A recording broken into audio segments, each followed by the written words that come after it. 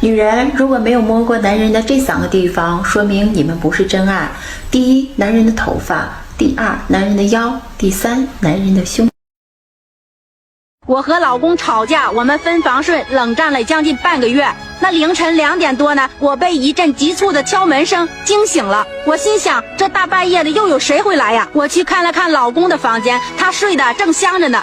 只听见外面的敲门声特别急，我实在是有点害怕。本来呢，我想去开门，但是听到敲门声是越来越大。我想把我老公叫起来，可是自己呢又没面子，我就硬着头皮去开门。可是刚走到门口的时候呢，我一想，这大半夜的一个人开门，我心里是真的害怕。于是呢，我就去使劲的敲了敲老公的门，希望他呢给我壮壮胆。我看他动都没动身体我对他说：“我说你赶紧起来一下，外面有人敲门。”他就是不理我，我也不知道他是真的睡着了还是假装在睡。这个时候呢，敲门声是停了，但是手机突然响起来了，我很害怕，提心吊胆的，真的发生什么事情了？看了看手机，是一个陌生号，那第1遍吓得我没有接，那然后呢又打了第2遍，我心都要提到嗓子眼了。我把电话接通了，只听见有人在电话里着急的喊着：“张阿姨，我妈妈生病了，肚子疼起不来，不能说话，我爸爸又出差去了，你快开门好不好？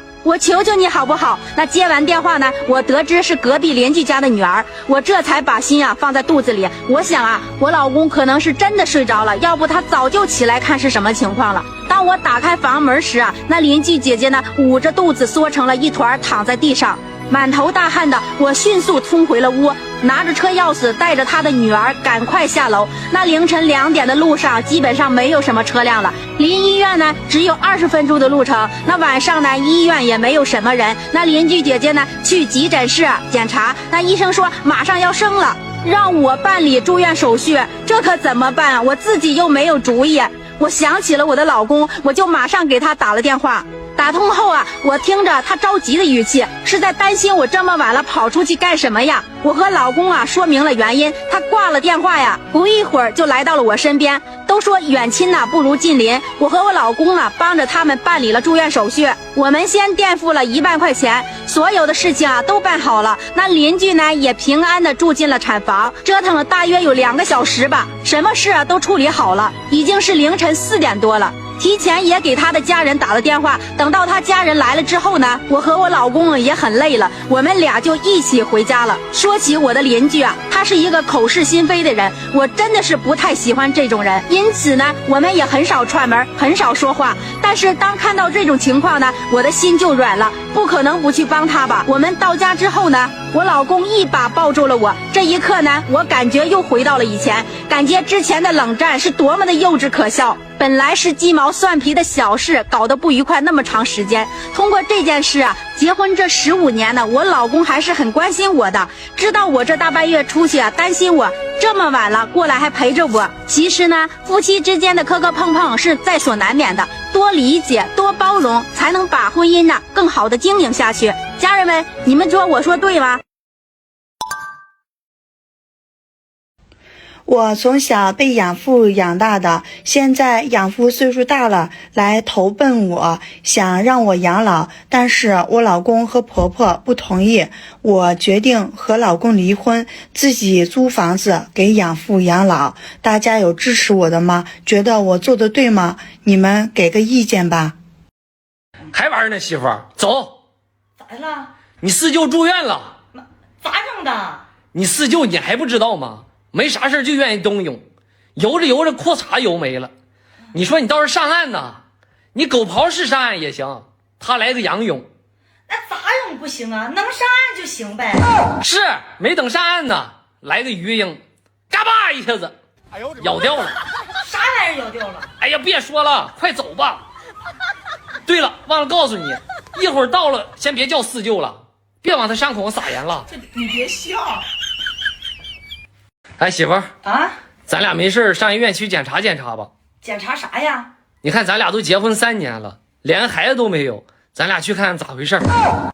我没有问题，我不去看。你咋没有问题呢？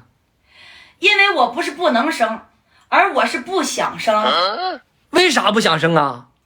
为啥不想生？你还不知道吗？那女人生完孩子，那身材材不就变了吗？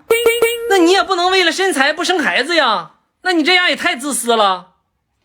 我跟你说哈，你们男人就没有一个靠谱的。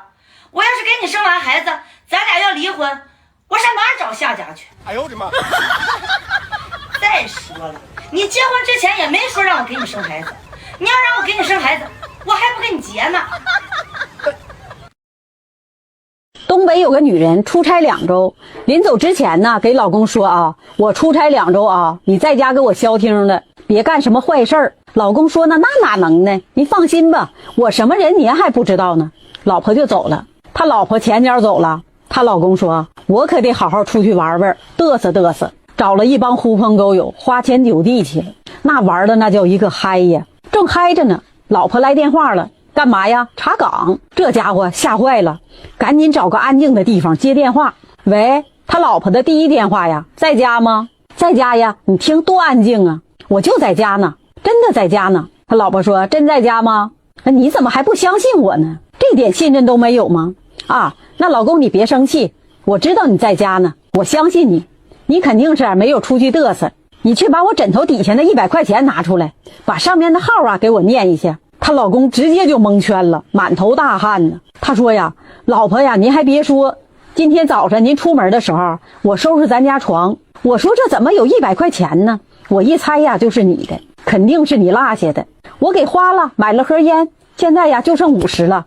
老婆呀，要不我把那50的号码给你念一下呗？他老婆说，你少来这套，你小子肯定没在家。他说，那你怎么知道呢？他说，我枕头底下呀放的根本就不是100块钱，我放了是10块钱，你这个山炮。所以呀，我要告诉各位，你跟女人玩计谋啊，你永远玩不过她。为什么呢？她是看《甄嬛传》长大的，她是看武则天长大的，玩计谋啊，咱们中国的电视剧什么最火？宫斗剧呀，您说呢？